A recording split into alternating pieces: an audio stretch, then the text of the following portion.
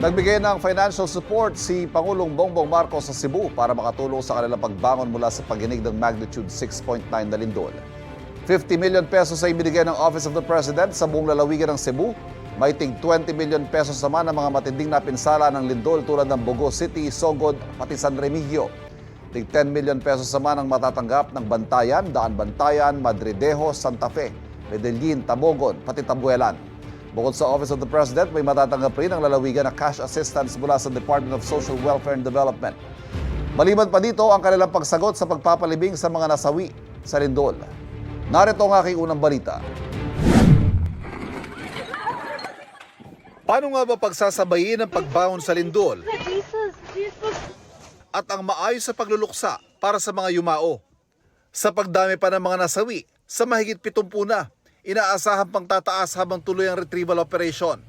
Tiniyak ng DSWD na sasagutin na nito ang pagpapalibing sa kanila bukod pa sa cash assistance. DSWD na po ang magbabayad o magsisettle nung burial expenses na na-incur nung mga pamilya nga po nila iisipin yung gagastusin para nga sa pagpapalibing. On top of that, we have also provided 10,000 pesos na financial assistance po sa kanila. Kung nakaligtas naman pero nasaktan, tatanggap ng 10,000 piso ring financial assistance. Kahit hindi nasugatan kung kwalipikado naman para maging benepisyaryo, aabutan din ng tulong sa pamamagitan ng emergency cash transfer.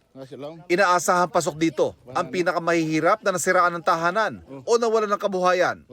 Maging ang mga may trabaho na kailangan ng biglaang panggastos, maaaring mag-calamity loan kung miyembro ng Social Security System o SSS. Bukod sa mga nilindol, bukas din ito para sa mga naapektuhan ng bagyong Mirasol, Nando at Opong. Kung nakatira at nagtatrabaho sa mga lugar na isinailalim sa state of calamity, pwede mag-loan ng 3 hanggang 20,000 piso, depende sa buwan ng kontribusyon. Babayaran yan sa loob ng 24 months o 2 taon. For calamity loan, 7% interest rate na lamang po ito. Dati po ay 10%. Kaya po, mas maigi na po ngayon ang aming calamity loan program. Bukod sa ganyang mga tulong, may hiwalay na pag-alalay din ang mga quick response team ng DSWD sa mga posibleng apektado ng trauma. Napakalaga kasi yung isinasagawa rin na psychosocial mental health services. Yung pong incident stress debriefing na isinasagawa ng ating pong mga social workers. Samantala, 85% na ng mga nilindol ang meron na muling kuryente. Inaasahan maibalik ng supply sa lahat bago matapos ang linggo ito.